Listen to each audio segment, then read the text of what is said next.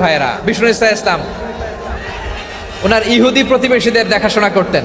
এক ইহুদি কিশোর বিষ্ণু ইসলামের খেদমত করতে, ইহুদি ছেলে আমার নবীর খেদমত করতো, তারা ছিল নবীর প্রতিবেশী। তো অনেক দিন হয় ইহুদি ছেলেটা আসে না। বিষ্ণুনবী খোঁজ দিলেন, ঘটনা কি? একটা ইহুদি ছেলে না আমার খেদমতে আসতো, ছেলেটা কই? খোঁজ নিয়ে জানলেন ছেলেটা অসুস্থ। বিষ্ণু ইসলাম ওই ইহুদির বাড়িতে চলে গেলেন ওই ছেলেটাকে দেখা করার জন্য, ভিজিট করার জন্য।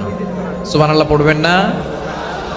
যে দেখে ইহুদি ছেলেটা মুমূর্ষ, জান জান যায় যায় ভাব, বিছানায় পড়ে আছে, তার বাবা দাঁড়ানো।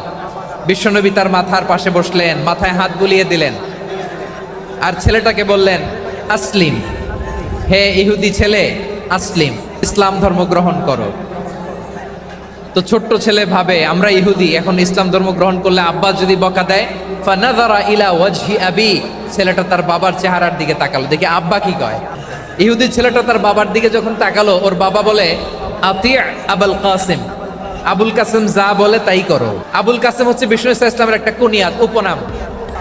ইহুদি বাবা বলল, আতি আবুল কাসিম, আবুল কাসিম যা বলে তাই শোনো, মানে মোহাম্মদ যা বলে তাই শোনো।